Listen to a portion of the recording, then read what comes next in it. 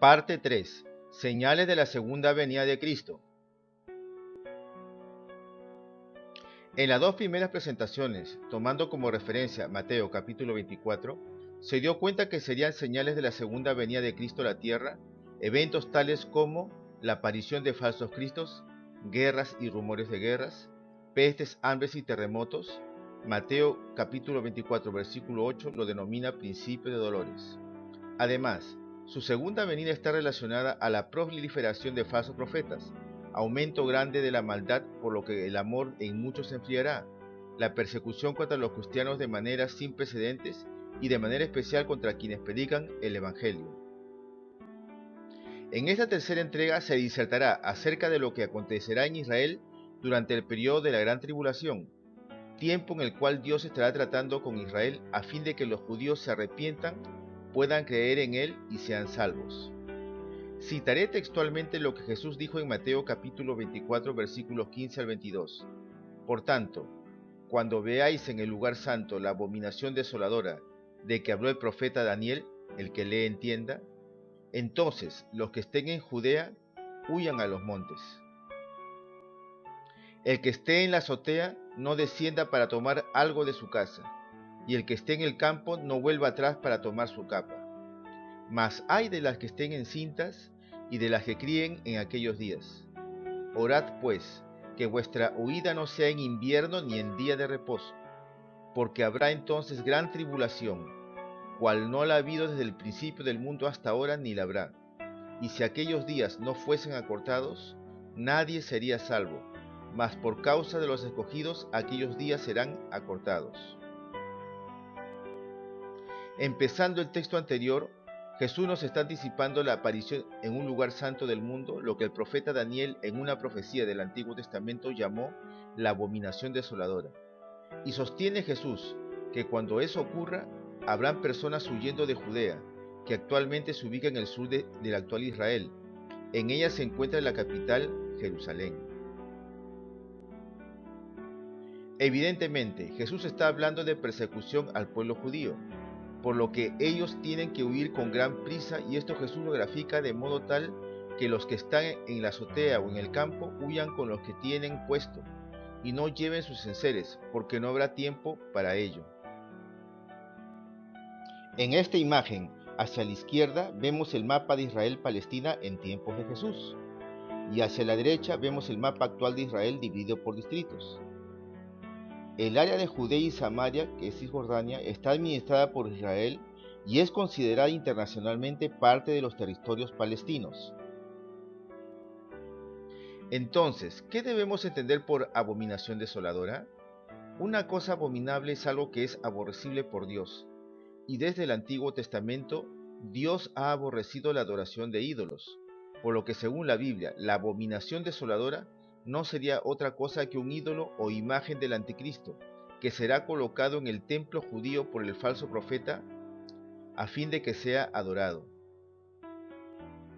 Las citas bíblicas que sustentan el párrafo anterior son Daniel capítulo 9 versículo 27, Daniel capítulo 11 versículo 31, Daniel capítulo 12 versículo 11, Segunda de Tesalonicenses capítulo 2 versículos 1 al 12 y Apocalipsis capítulo 13 versículos 1 al 14. Daniel 9:27 establece que el anticristo pactará con Israel por un tiempo de 7 años. Ese es el tiempo que durará la gran tribulación.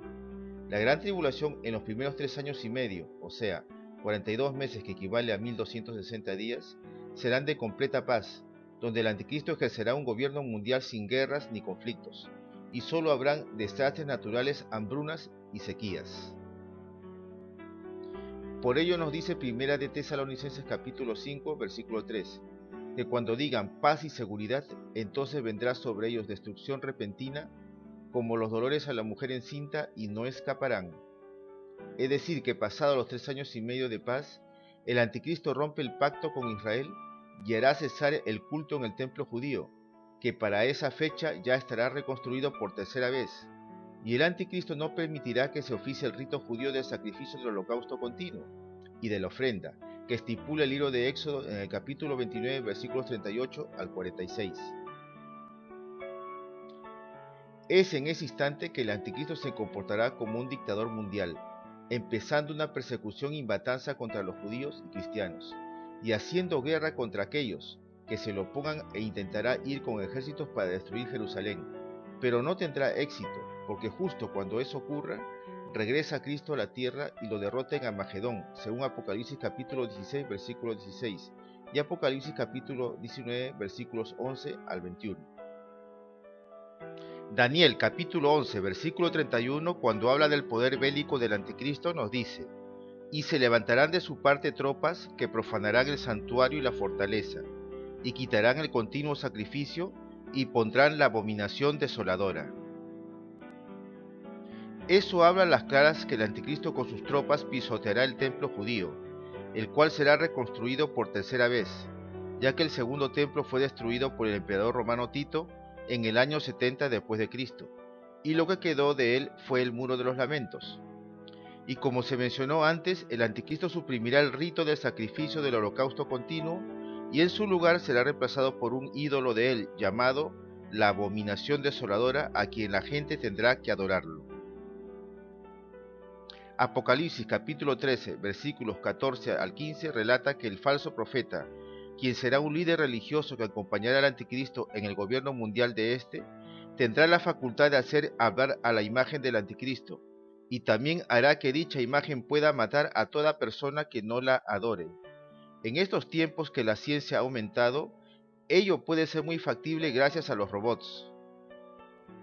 Daniel capítulo 12 versículo 11 nos determina el número de días que estará vigente el rito del holocausto continuo, que es el sacrificio de animales en el templo judío, el cual será de 1290 días, o sea 3 años 7 meses, dentro de los cuales está incluido el tiempo que durará el primer periodo de la gran tribulación, que son 3 años 6 meses, los cuales son de una aparente paz y seguridad. Pasados los 1290 días, se coloca el ídolo del anticristo o abominación desoladora en el tercer templo de Jerusalén y empieza la segunda fase de la gran tribulación, o sea, los siguientes 3 años y medio. El anticristo rompe el pacto y empieza a perseguir a los judíos. Segunda de Tesalonicenses capítulo 2, versículos 1 al 12, cuando se refiere a la segunda venida de Cristo, nos da algunas señales más de su retorno. Así tenemos que segunda de Tesalonicenses capítulo 2 versículo 3 nos dice: nadie os engañe en ninguna manera, porque no vendrá Cristo sin que antes venga la apostasía y se manifieste el hombre de pecado, el hijo de perdición. En el versículo 3 nos dice que para que venga Cristo tiene que manifestarse la apostasía, y que junto con ella aparecerá el hombre de pecado o hijo de perdición. Pero, ¿qué es la apostasía? La apostasía es negar la fe en Cristo a través de doctrinas y ritos que contradicen abiertamente la palabra de Dios. Y en su forma más agravada es cuando el hombre afirma que no existe Dios o, habiéndolo conocido a través de su palabra, reniega de Cristo.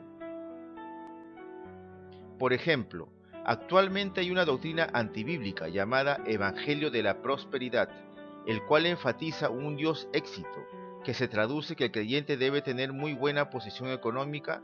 De lo contrario, dicen ellos, si no eres próspero, estás bajo maldición.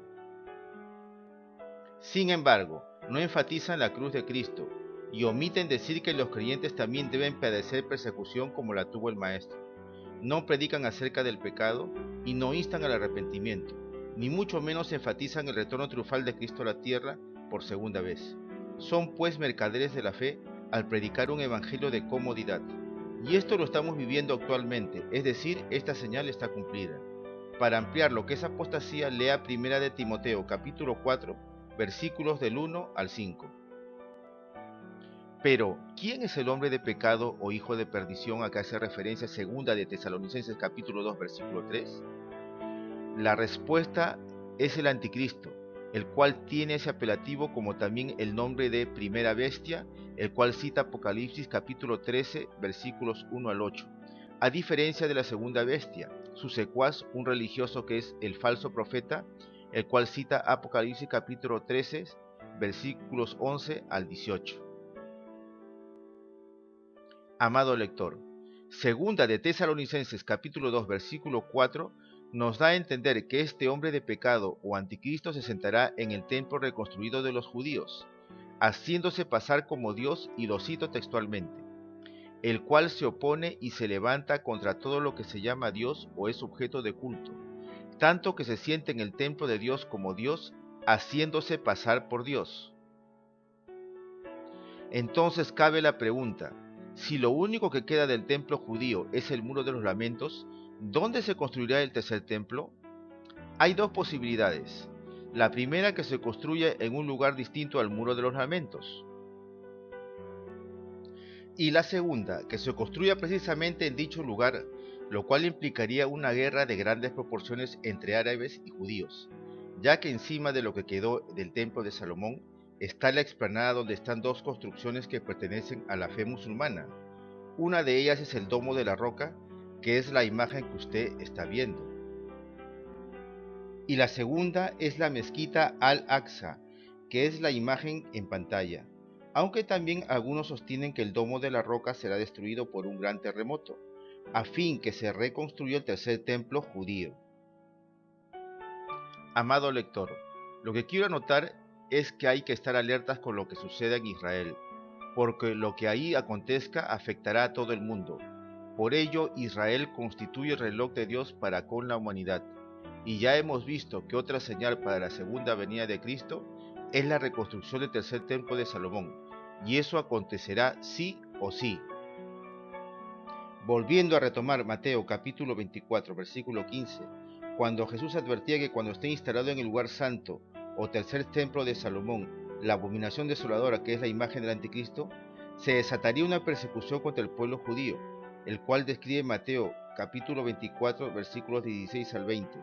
Luego añade en el versículo 21, que a partir de ese momento habrá gran tribulación en el mundo, como jamás antes había ocurrido desde que el mundo fue creado.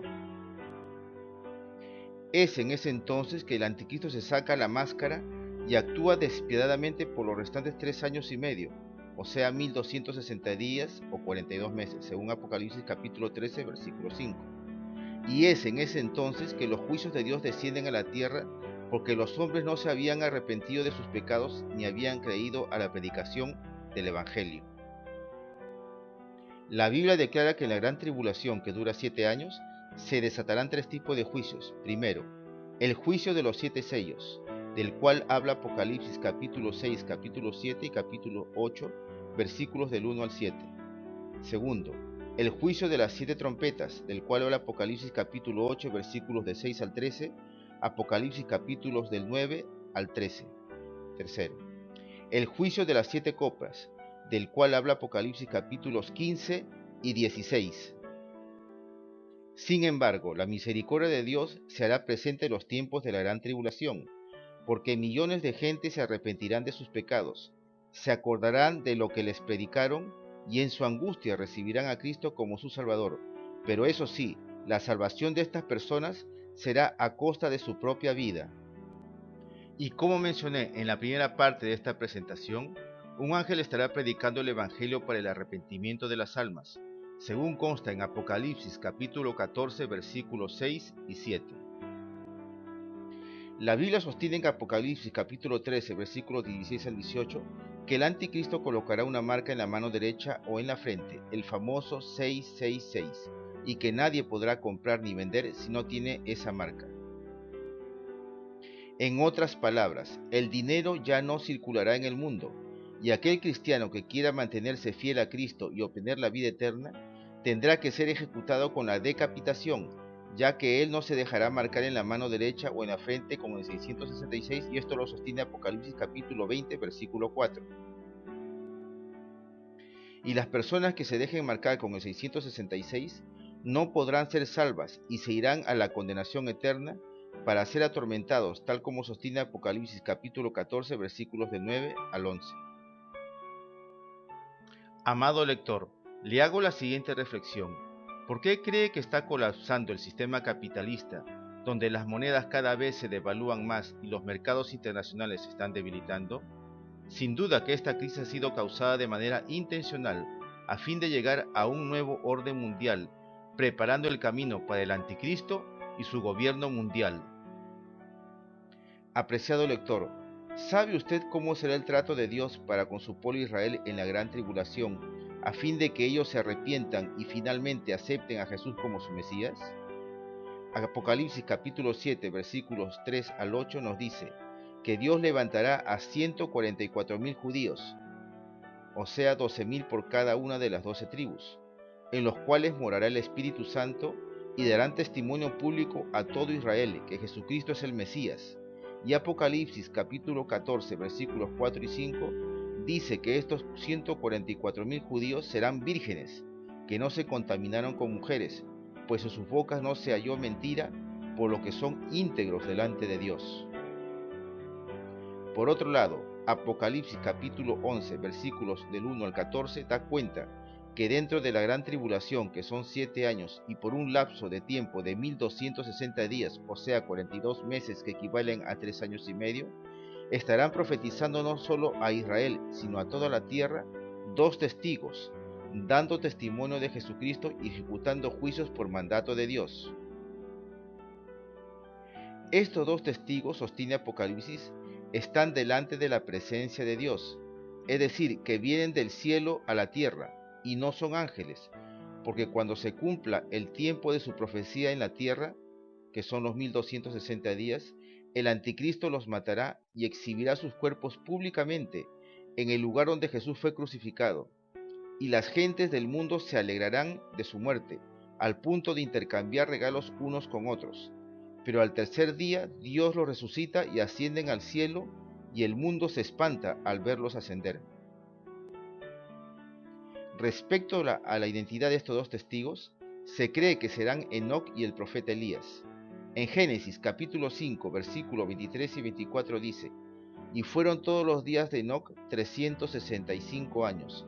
Caminó pues Enoc con Dios y desapareció, porque le llevó Dios. Es decir, Enoc no vio la muerte, sino que fue arrebatado directamente al cielo. En el caso del profeta Elías fue igual, pues tampoco vio la muerte, porque Dios lo arrebató al cielo directamente, y esto lo dice Segunda de Reyes capítulo 2 versículo del 8 al 11. Hebreos capítulo 9 versículo 27 sostiene: y de la manera que está establecido para los hombres que mueran una sola vez, y después de esto el juicio. Aquí la Escritura nos dice que todo hombre muere una sola vez y después de esto el juicio, o sea, que puede tener 2 destinos, cielo o infierno. Y en el caso específico de Enoc y Elías no murieron, sino que fueron arrebatados al cielo estando aún con vida. En consecuencia, para que se cumpla la Escritura, tanto Enoc como Elías tienen que regresar a la tierra y morir, y es por eso que el anticristo los llega a matar, pero luego Dios los resucita y ascienden al cielo. Amado lector, quiero enfatizar que según Apocalipsis capítulo 1, versículo 7, cuando habla de la segunda venida de Cristo, sostiene que todo ojo le verá, y esto será factible a través de la vía satélite, televisión o internet, que todo el mundo podrá contemplar su segunda venida. Dios le bendiga.